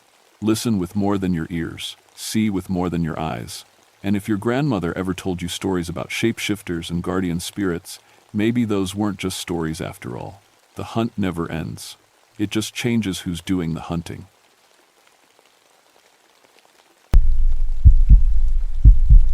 My name is Magnus Iceborn, and I need to tell you about something that happened in Alaska back in 1976. Something that changed everything I thought I knew about ice and death. I was a park ranger at Glacier Bay National Park for 20 years. Before that, I worked on ships in Norway, my home country. I came to Alaska after my brother Eric died in a fishing accident in the Arctic waters. The ice took him, and somehow, being around glaciers made me feel close to him again. People always said I had a weird job for someone who lost family to ice, but I understood glaciers better than most. I knew how they moved, how they sounded, how they could kill you if you weren't careful. The massive chunks of ice in Glacier Bay were like old friends to me. I could tell when they were going to break off and crash into the water just by listening to the creaks and groans they made. The Tlingit people who lived in Alaska before anyone else had stories about the glaciers. They told tales about spirits called Koshtadka, ghosts trapped in the ancient ice. According to them, when people died in the cold, their spirits got frozen inside the glaciers forever. I thought it was just old superstition. I was wrong. June 1976 was strange. The weather was warmer than usual, and the glaciers were breaking apart faster than I'd ever seen. Huge pieces of ice, some as big as buildings, were crashing into the water every few hours. The sound echoed across the bay like thunder that never stopped. I was alone at the ranger station near Muir Inlet most of the time. You could only get there by boat, and with all the ice falling into the water, it was getting dangerous for anyone to travel. The Coast Guard had put out warnings, but people still tried to come see the glaciers up close. That's when the tour boat went missing. The boat was called the Arctic Dream, and it had 12 passengers on board. Most were tourists, but there was also a scientist named Dr. Sarah Chen who was studying why the ice was melting so fast. They were supposed to come back to the main harbor by evening, but when midnight passed with no radio contact, I knew something was wrong. The Coast Guard called me at 2 a.m. "Magnus, we need you to help find that missing boat. You know those waters better than anyone." I grabbed my gear and headed out in my patrol boat just as the sun started to rise. The morning was eerily quiet except for the constant rumbling of ice breaking apart.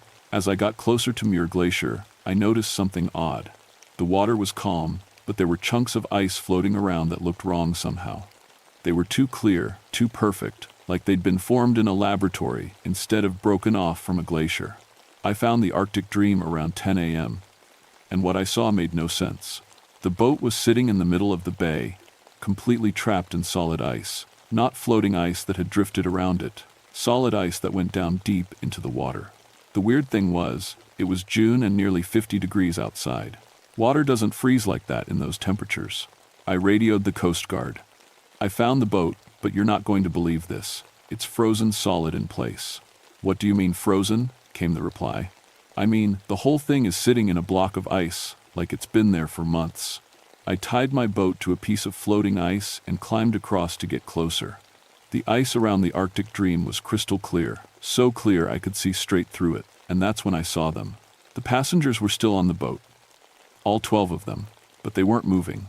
They were sitting in their seats, standing at the rail, pointing at the glacier, all frozen in place like statues. Their eyes were open. Their mouths were open like they were talking or maybe screaming. But they weren't dead. I could see their chests moving slowly, like they were breathing in slow motion.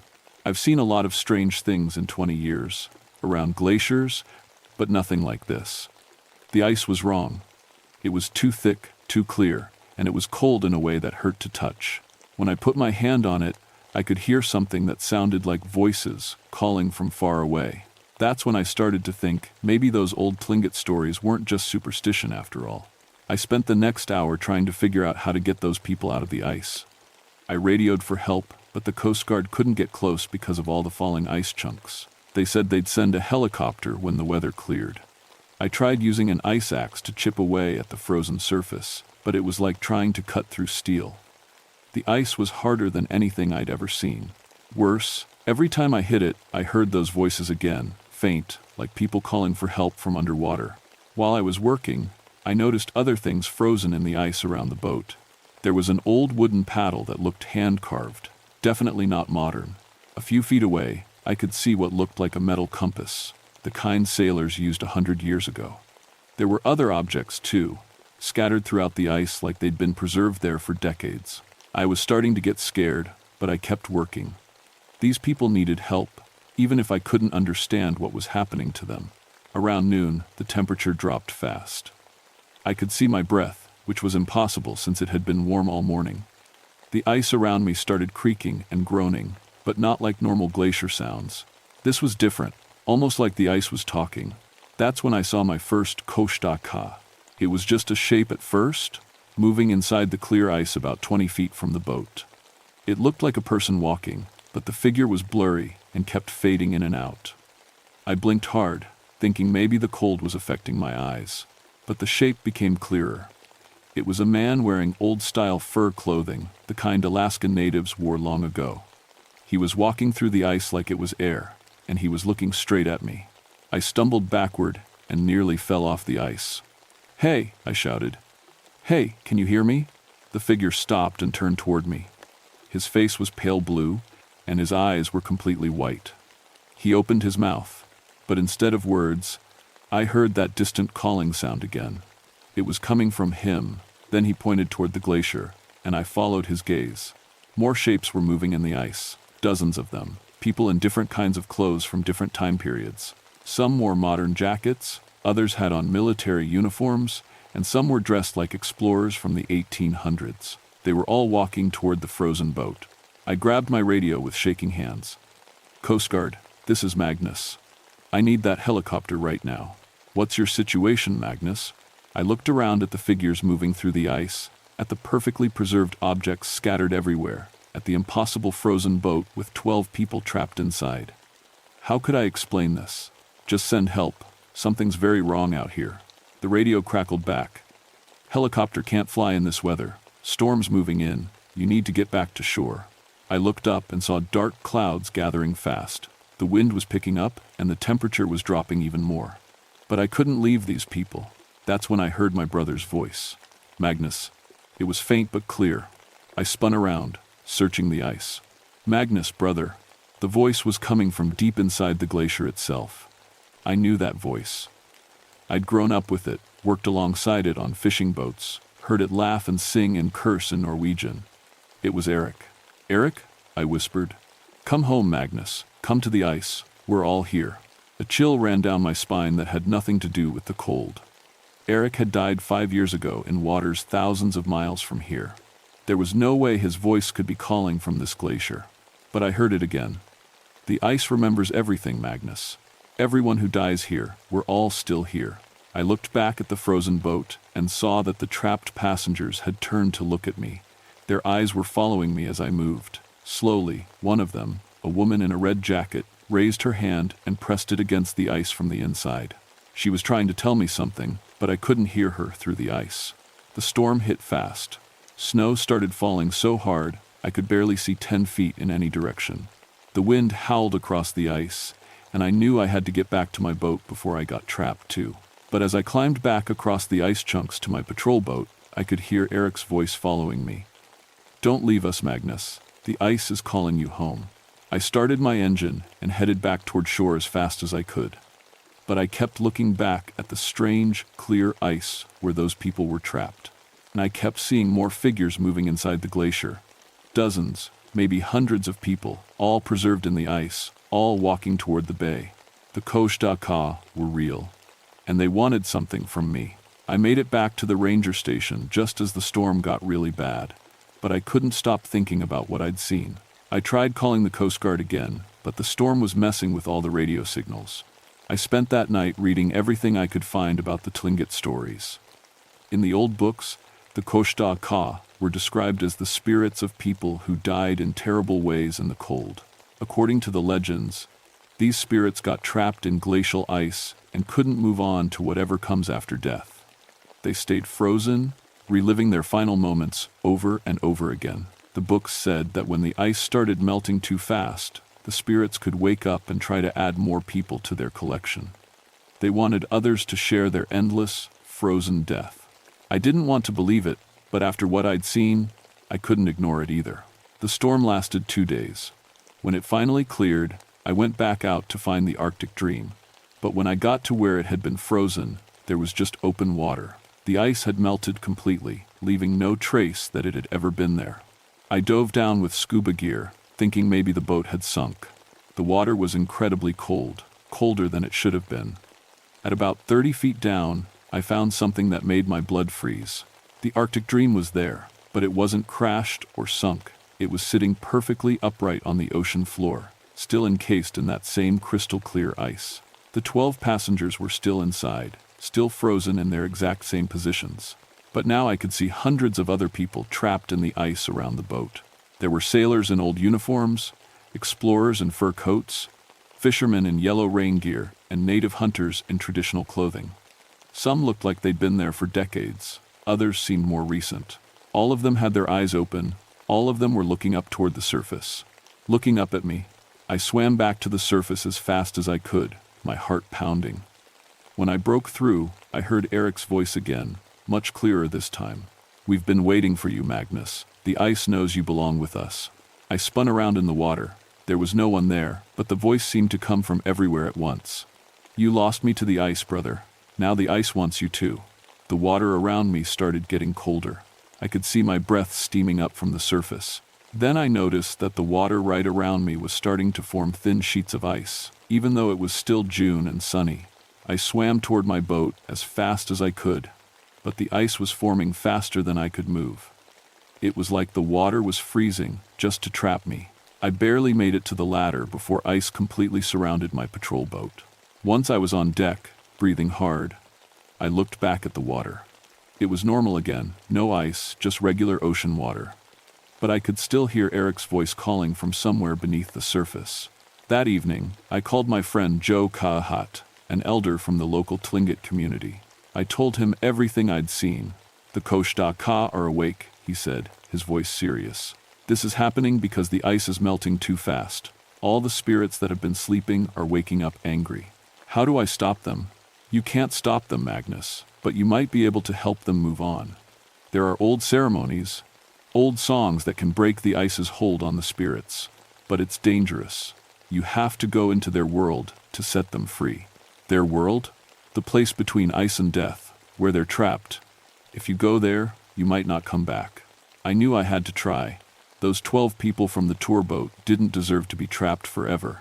And if Eric was really down there, maybe I could help him find peace too. Joe taught me the old songs and gave me a traditional ice-breaking tool made from walrus ivory. "This belonged to my grandfather," he said. "It's been blessed by shamans. It might protect you in the spirit ice." The next morning, I went back to the spot where the Arctic Dream was hidden beneath the water. This time, I was ready for whatever the Koshta Ka would throw at me. But I wasn't ready for what I found. The entire bay had changed. Where there had been open water the day before, now there was a massive ice field stretching for miles. The ice was that same crystal-clear material I'd seen before, and inside it I could see hundreds of trapped figures. It wasn't just the recent victims. This ice contained everyone who had ever died in these waters going back centuries.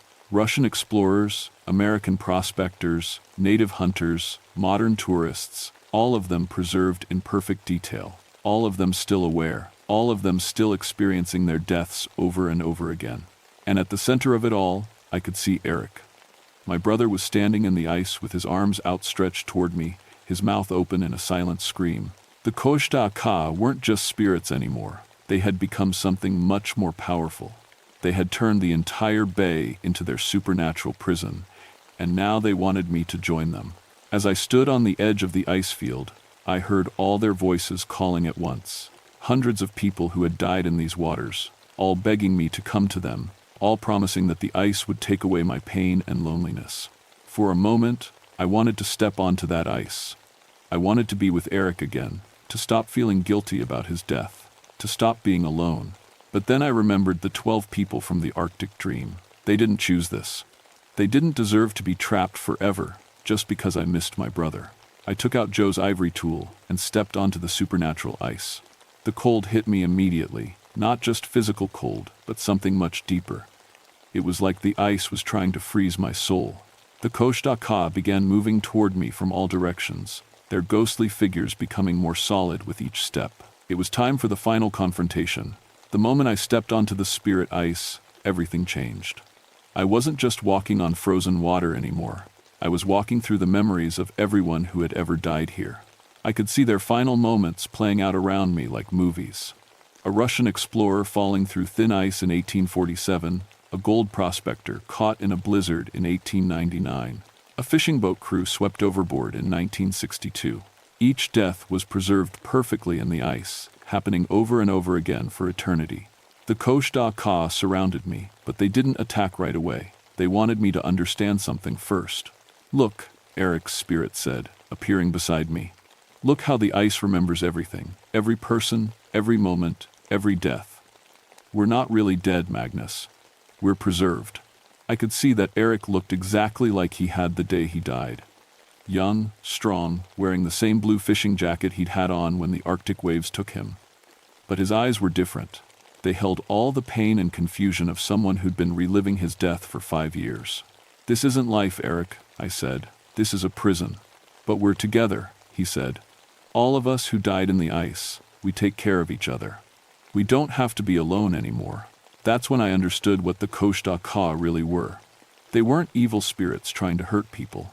They were souls who had died alone and afraid in the cold, and they were so terrified of being alone again that they couldn't let go. They kept adding new people to their collection, not out of cruelty, but out of desperation. "The ice is melting," I told Eric.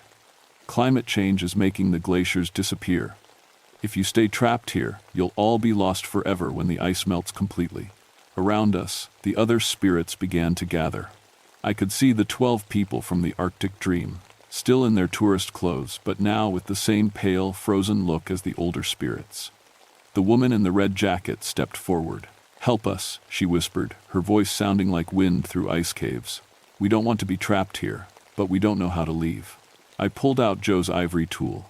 It felt warm in my hands, even though everything else was freezing cold. I began singing the traditional song he had taught me, a Tlingit ceremony for helping spirits find their way to the next world. The Kosh-da-ka reacted immediately. Some of them backed away, looking afraid. Others moved closer, looking hopeful. And a few, including Eric, became angry. "No," Eric shouted. "Don't take them away from me. I've been alone in the ice for so long, and now I have friends, I have family." The supernatural ice around us began to crack and groan. With each word of the song, more cracks appeared. The spirits were being forced to choose between staying trapped forever and moving on to whatever came next. Most of them began walking toward the cracks in the ice, their forms becoming brighter and less solid as they approached freedom. The woman in the red jacket smiled at me as she stepped into a crack and disappeared in a flash of warm light. But Eric and some of the older spirits fought back. The ice beneath my feet became unstable, tilting and breaking apart. The temperature dropped so fast that my breath came out in thick clouds. "You can't make us leave," Eric screamed. "The ice is our home now." He rushed at me, and when he touched my arm, I felt his death.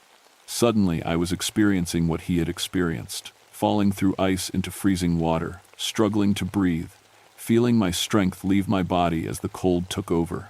The terror and loneliness of dying alone in the Arctic Ocean filled my mind. I understood then why he couldn't let go. He had died afraid and alone, and the ice had preserved not just his body, but also that terrible fear. He would rather stay trapped with other spirits than face the unknown of what came after death. But I also felt something else in Eric's memories. How much he had loved life, how much he had loved sailing and fishing and being with family. The real Eric would never want to trap innocent people just to avoid being alone. "Eric," I said, still singing the ceremony song, "remember who you were before the ice took you. Remember the man who taught me to sail, who made me laugh, who always said that life was meant to be lived, not just survived." For a moment, Eric's angry expression softened.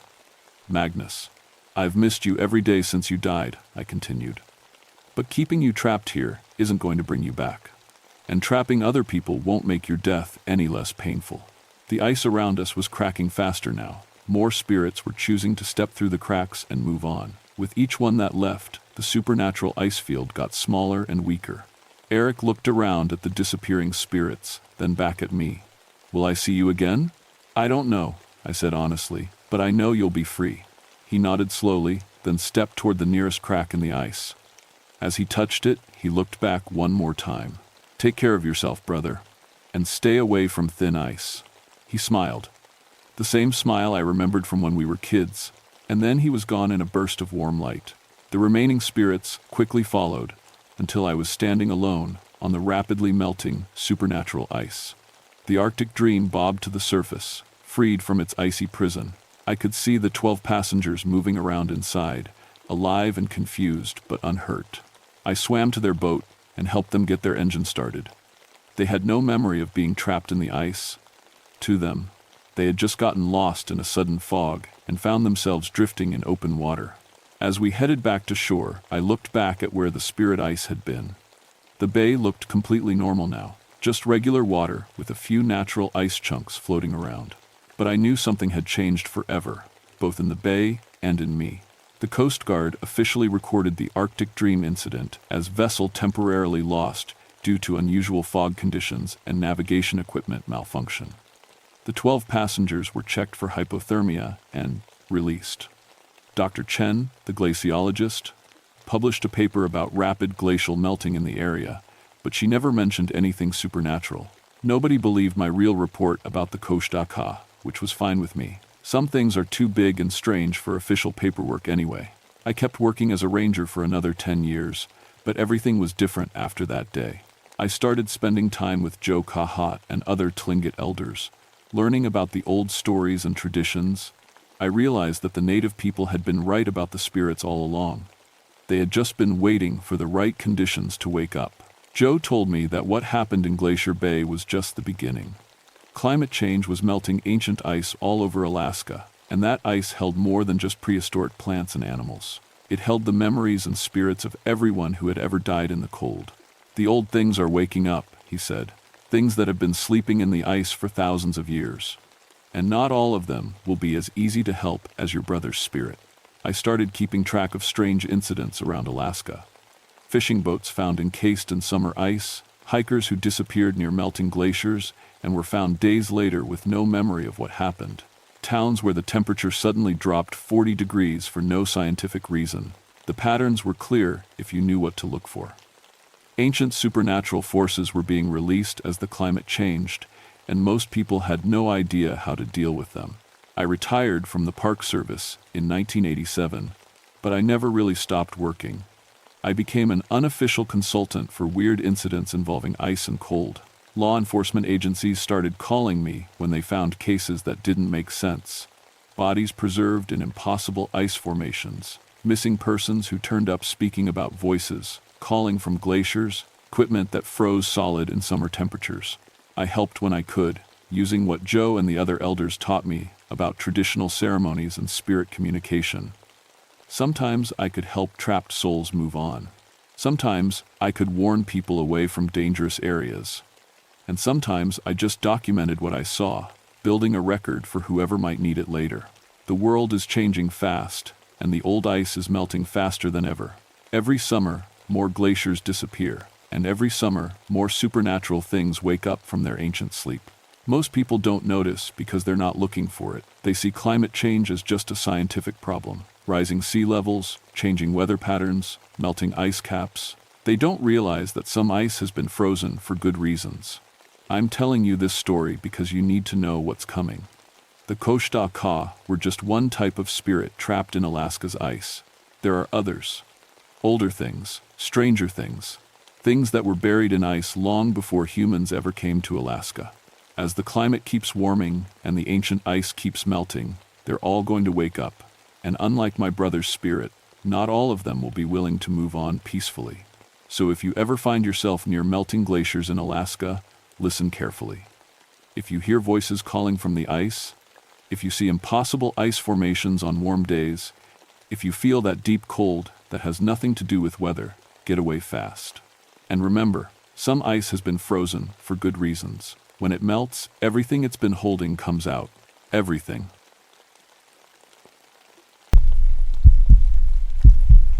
My name is Magnus Iceborn, and I've been a park ranger at Glacier Bay for 20 years. Before that, I spent 15 years on Norwegian merchant ships, watching ice form and break across the Arctic seas. My brother Eric used to say I had ice water in my veins instead of blood. He was probably right. People think being a ranger in Alaska is all about bears and hiking trails, but here at Glacier Bay, it's different. This place is about ice, massive walls of blue-white ice that have been growing for thousands of years. Ice that moves like a living thing, groaning and cracking as it pushes toward the sea. I came here in 1956, right after Eric died in a fishing accident off the coast of Norway. The Coast Guard said his boat got caught in an ice field during a sudden freeze. They never found his body. The ice just took him. That's when I decided I needed to understand ice better. Not just how it forms or melts, but how it moves, how it kills, how it preserves things. The Tlingit people who lived here before the park was established used to tell stories about the glaciers. Old Mary Kahat, who still lives in the village, once told me about something called Koshta Ka, spirits trapped in the ice. She said, when people die in the cold, sometimes their souls get frozen too, stuck forever in the moment of their death. I always smiled and nodded when she told those stories. I'm a man of science. I understand glacial dynamics, ice formation, and maritime safety. I've rescued dozens of people from these waters. I know the real dangers: hypothermia, falling ice, sudden weather changes. Ghosts aren't on my list of things to worry about, but that was before June 1976, when the weather went crazy and the ice started remembering things it should have forgotten. The spring melt that year was unlike anything I'd seen. Usually, the glaciers lose a few feet of ice each summer, calving chunks into the bay with thunderous crashes. But this year, the ice was practically racing toward the sea. Muir Glacier alone had retreated almost 100 yards in 3 weeks. Dr. Sarah Chen, a glaciologist from the University of Alaska, had brought a small research boat to study the rapid melting. She had 3 graduate students with her, kids barely out of college who thought they understood the ice because they'd read about it in textbooks. It's fascinating, Dr. Chen told me when they checked in at the ranger station. The rate of retreat is unprecedented. We're documenting changes that normally take years, happening in just days. I warned them about the unstable conditions. When ice moves this fast, it's dangerous. Underwater shelves can collapse without warning. The boat traffic patterns change. Even the fish act strange when the glaciers are this active. We'll be careful, she promised. We're just taking core samples and measuring water temperature. Nothing risky. They launched their boat on June 15th, heading toward Muir Inlet where the glacier meets the water. It was a perfect morning, clear skies, calm water, temperature around 50 degrees, good conditions for research work. That was the last time anyone saw them alive. The call came in 3 days later. A fishing boat captain reported seeing an empty research vessel floating near Muir Glacier. No people aboard, but the boat appeared undamaged. I took my patrol boat out immediately, radioing the Coast Guard as I headed toward the inlet. The research boat was exactly where the fishermen said it would be, drifting about 200 yards from the glacier face, engines off. But something was wrong the moment I got close.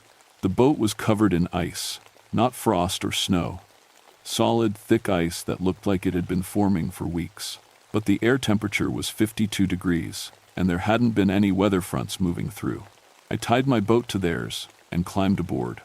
The research equipment was still running, taking measurements, but everything was encased in crystal clear ice. I could see Dr. Chen's notebook through 6 inches of frozen water, her handwriting perfectly preserved on the last page she'd written. The ice wasn't just on the equipment. It covered every surface of the boat. The deck, the railings, even the life preservers were frozen solid. But it wasn't normal ice. This ice was so clear I could see right through it, like looking through glass. And it was warm to the touch. That should have been impossible. Ice doesn't form in 50-degree weather. And ice definitely doesn't stay frozen when it's warm. I used my radio to call the Coast Guard. This is Ranger Iceborne. I've located the missing research vessel, but we have a situation here. The boat is covered in ice formations that don't match current weather conditions. Copy that, Ranger. What's the status of the missing persons? I looked around the boat again, checking every corner. No bodies, no blood, no signs of struggle. Just that impossible ice covering everything they'd touched. No sign of the research team, but their equipment is still running. It's like they just disappeared. The Coast Guard helicopter arrived an hour later. Lieutenant Walsh, a good man I'd worked with on many rescues, rappelled down to help me examine the boat. Jesus, Magnus, he said when he saw the ice. What kind of weather system creates this? None that I know of. We tried chipping some ice away from the equipment, hoping to find clues about what happened. But when we hit the ice with tools, it didn't crack or break.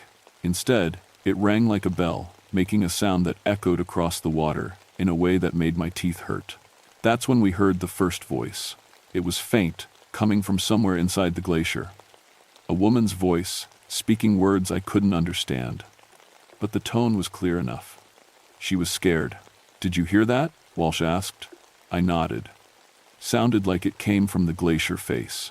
We both looked toward the massive wall of ice. Muir Glacier rose 300 feet above the water, its face scarred with cracks and crevices. Nothing unusual to see, but as we watched, I noticed something that made my stomach drop. There were shapes moving inside the ice. Dark shadows that looked almost like people, shifting slowly through the frozen mass. "Walsh," I said quietly, "look at the glacier, about 50 feet up, near that big crack." He followed my gaze and went very still. Those look like people," I finished. We could see them clearly now. 4 figures trapped inside the glacier, perfectly preserved in the ice. They were moving slowly, like they were swimming through thick water. And even from 200 yards away, I could see they were wearing modern clothing. Dr. Chen's research team. But they weren't dead. Dead people don't move. Dead people don't call out for help. These people were somehow alive inside hundreds of feet of solid ice, and they were trying to get our attention. "This isn't possible," Walsh whispered. I was about to agree when the water around our boats suddenly started to freeze. Not gradually, like normal ice formation, but instantly. The surface went from liquid to solid in seconds, trapping our hulls in place. The temperature hadn't dropped. The air was still warm, but the water was freezing anyway, and I could hear that bell-like ringing sound coming from under the ice. "We need to get out of here," I told Walsh. Now, but we were trapped. The ice held our boats tight, and it was spreading outward in perfect circles, reaching toward the shore with unnatural speed. That's when I heard my brother's voice calling my name from inside the glacier. "Magnus, Magnus, help me." Eric's voice was coming from deep inside the ice, just like I remembered it. Same accent, same tone he used when he was scared. But Eric had been dead for 20 years. "You hear that too, right?" Walsh asked, his face pale. I nodded, though I wished I couldn't. The voice was getting louder, more desperate. "Magnus, I'm so cold. I've been cold for so long. Please help me." The shapes inside the glacier were moving faster now. Not just the research team, but dozens of other figures. I could see them through the translucent ice, people in old-fashioned clothing, Native Americans in traditional dress, what looked like Russian explorers with fur coats and beards. All of them perfectly preserved, all of them moving like they were still alive. The ice holding our boats was getting thicker. What started as a thin layer was now several feet deep, and it was spreading toward shore like a living thing. Wherever it touched, more voices started calling out. I tried the radio, but got only static. The helicopter had moved back when the ice started forming, hovering at a safe distance. "Lieutenant Walsh," the pilot's voice crackled through Walsh's radio. "We're reading some kind of electromagnetic interference down there. Are you both okay?" Walsh tried to respond, but his radio was making the same bell-ringing sound we'd heard from the ice. The sound was getting inside our heads now, making it hard to think clearly. That's when I noticed the water around the frozen research boat was changing. Instead of the normal dark blue of deep water, it was becoming crystal clear. I could see straight down to the bottom of the inlet, 50 feet below. And there were more people down there. Hundreds of them, standing on the seafloor, looking up at us with eyes that reflected light like mirrors. They were all perfectly preserved, wearing clothes from different time periods going back centuries. "They're collecting us," I said, the words coming out before I could stop them. "What?" "The ice, the glacier. It's been collecting people who died here, preserving them." Walsh stared at me like I'd lost my mind. Maybe I had, but it was the only explanation that made sense. Every person who'd ever died in these waters, everyone who'd been caught by the ice over thousands of years, was still here. Still aware. Still trapped in the moment of their death. And now they wanted us to join them. The ice around our boats started to rise, climbing up the hulls like water flowing upward. But it wasn't water. It was solid ice, moving with purpose. Where it touched metal, the metal froze instantly. Where it touched rope, the rope became brittle as glass. "Magnus," Eric's voice called again, closer now. "Don't fight it. It doesn't hurt after the first few minutes. The cold becomes warm. The fear goes away. You just stay." I could see him now, pressed against the inner surface of the glacier face. My little brother, exactly as he'd looked the day he died. Young and strong, but with terror in his eyes that had been frozen there for 2 decades. "We have to get off these boats," I told Walsh. But there was nowhere to go. The ice had spread to shore, and it was at least 20 feet thick now. We were trapped in a circle of supernatural ice that was slowly rising to claim us. That's when I remembered something old Mary Kahat had told me. Not just about the Koshta-Ka, but about how to break their hold. Traditional ceremonies, specific words and actions that could shatter the ice prison. The problem was, I'd never paid close attention to those stories. I'd been too busy being a skeptic to learn how to fight what I didn't believe in. The ice reached the decks of our boats. Walsh tried to step back, but his boots stuck to the frozen surface. He was being absorbed slowly, the ice creeping up his legs like it was alive. "Magnus," he shouted, "do something." I pulled out my emergency flare gun and fired directly at the glacier face. The red flare struck the ice and bounced off harmlessly. But for just a moment, I saw something that gave me hope. Where the flare hit, the ice cracked. Not much, just hairline fractures, but they were there. The supernatural ice could be damaged. The figures trapped inside the glacier had all turned to look at us now. Hundreds of faces pressed against the inner walls, all watching with hungry eyes. They wanted us to join them, to become part of their eternal frozen moment. But I wasn't ready to die. Not yet. And I definitely wasn't ready to spend eternity trapped in ice, reliving my last moments of terror over and over again. I grabbed the emergency axe from my boat and started chopping at the ice, holding Walsh's legs. Each blow rang like a bell, and with each ring, the voices of the trapped souls got louder. They were angry that I was fighting back. "Magnus, stop," Eric's voice pleaded.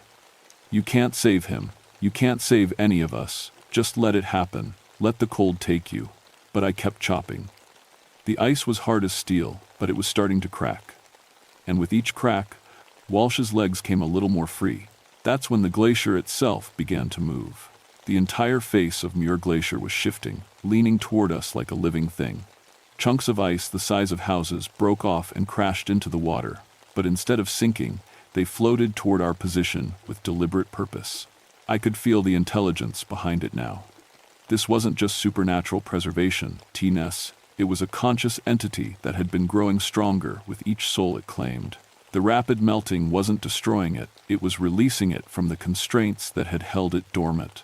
The Koshta-Ka weren't individual spirits trapped in ice. They were all part of one massive, ancient consciousness that had been feeding on death and terror for millennia. And climate change was setting it free. "The whole glacier is alive," I said, more to myself than to Walsh. Walsh's legs came free with a sound like breaking glass. He stumbled backward, hypothermic but mobile. We need to get to shore, but shore was covered in the same supernatural ice. Our only chance was to somehow break the pattern, disrupt whatever force was controlling the ice formation. That's when I remembered the most important part of Mary's stories. The Koshta-Ka were vulnerable during moments of transition, when ice became water, when winter became spring, when the dead tried to claim the living. I pulled out my satellite phone and dialed the emergency contact for the tribal council. If anyone knew how to fight this thing, it would be the people whose ancestors had been dealing with it for thousands of years. Mary Kahat answered on the second ring. "Mary, this is Magnus. I'm at Muir Glacier, and we have a situation. The ice is moving on its own, and there are people trapped inside it." There was a long pause. Then, "You're seeing the Koshta-Ka." "Yes, and they're trying to take us. How do I stop them?" "You can't stop them, Magnus, but you can break their hold." Fire and salt water, mixed with words of release. You have to give them permission to let go. "I don't have salt water. This is fresh glacier melt." "Your tears, Magnus, tears of genuine grief. The salt of human sorrow can break supernatural ice." I looked at the glacier face, where Eric's form was still pressed against the inner wall. My brother, frozen in eternal terror, begging me to join him rather than save myself. For the first time in 20 years, I let myself really grieve for him. Not just the loss, but the fear he must have felt in his final moments. The cold, the hopelessness, the realization that no one was coming to save him. Tears came easier than I expected. 20 years of suppressed sorrow, flooding out all at once. I fired my remaining flares at the glacier face while the tears ran down my cheeks. Where the fire touched ice moistened by my grief, massive cracks appeared. The bell-like ringing became a scream that echoed across the entire bay. "Let them go," I shouted at the glacier. "Let all of them go. Their time in the ice is over." The supernatural ice around our boats began to melt, but not into water. It evaporated directly into steam, releasing decades of trapped air that smelled like death and fear and endless cold. One by one, the figures inside the glacier began to fade. Not disappearing, but finally moving on. Eric was among the last to go. He looked at me through the melting ice and mouthed the words "thank you" before his image dissolved into nothing. But the glacier itself wasn't finished with us. As the trapped souls were released, the massive ice wall began to collapse. Without the supernatural force holding it together, 300 feet of unstable ice started falling directly toward our position. Walsh and I grabbed life jackets and jumped into the steaming water, just as the glacier face came down like an avalanche. The sound was indescribable, like the world ending in slow motion. The wave from the collapse threw us toward shore, through water that was alternately scalding hot and freezing cold as the supernatural ice continued to dissolve. We were tumbled like leaves in a hurricane, unable to control our direction or protect ourselves from the chunks of normal ice that were raining down around us. I hit the rocky shore hard enough to crack ribs, but I was alive. Walsh washed up 20 yards away, unconscious but breathing. When the water finally calmed and the steam cleared, Muir Inlet looked completely different. The glacier had retreated almost half a mile, and the water was littered with ordinary ice chunks that were already melting in the warm air. The research boat was gone, along with any evidence of the supernatural ice formations. If not for Walsh's testimony and my own injuries, no one would believe what had happened. But I knew the truth. The Costa Ka were real, and they'd been growing stronger as the climate changed and the ancient ice began to melt. This incident was just the beginning. The official report called it an unusual glacial collapse event. The missing research team was listed as lost in an ice avalanche, their bodies presumably buried under thousands of tons of debris. Walsh and I were commended for surviving the disaster, though our accounts of the incident were heavily edited in the final documentation. Walsh requested a transfer to a warmer climate. I don't blame him. Dr. Chen's research notes, recovered from the wreckage, showed water temperature readings that defied physics. In the 3 days before they disappeared, their instruments recorded localized areas where water was simultaneously freezing and boiling. The graduate student's final radio transmission, barely audible through static, included the phrase, "They're still moving inside the ice." I spent the next 3 months learning everything I could about Tlingit's spiritual practices. Mary Kahat was a patient teacher, though she made it clear that I was starting 20 years too late. "The old ice is melting everywhere," she told me. "Not just here, but across the Arctic. Things that were safely frozen are waking up. The Costa Ka are just one kind of spirit that ice can trap." She taught me the proper words for releasing trapped souls, the correct combinations of fire and salt water that could break supernatural ice formations. Most importantly, she taught me to recognize the signs of an active awakening before it became deadly. I've used that knowledge 6 times in the past decade. Twice at Glacier Bay, once at Mendenhall, 3 times at various locations along the Alaska Marine Highway. Each incident followed the same pattern: rapid, unexplained ice formation trapping people in supernatural preservation. The climate scientists are right that things are changing fast. But they don't understand that some changes release more than just carbon dioxide and methane. Some changes wake up things that have been sleeping in the ice for thousands of years. I'm 55 now, eligible for retirement, but I can't leave. Not when I'm one of the few people who knows what to look for, who understands that rising temperatures don't always mean safety. Last week, I got a call from a ranger in Denali. They'd been having problems with ice caves that are forming in areas where ice caves shouldn't exist. Tourists keep going missing, and the search teams keep finding evidence that doesn't make sense. Modern equipment frozen in formations that look centuries old. I'm driving up there tomorrow, because the truth is, what happened at Muir Glacier wasn't an ending, it was a warning. The ice has been holding things for thousands of years, preserving them, keeping them contained. But that ice is melting now, everywhere, all at once. And everything it's been holding is starting to wake up. If you ever find yourself near a glacier and the ice starts forming where it shouldn't, remember what I learned. Fire and salt water can break the hold, but only if you act fast. And if you hear voices calling from inside the ice, promising that the cold doesn't hurt, don't listen. Some ice has been frozen for good reasons. When it melts, everything it's been holding comes out. And not all of it wants to rest in peace.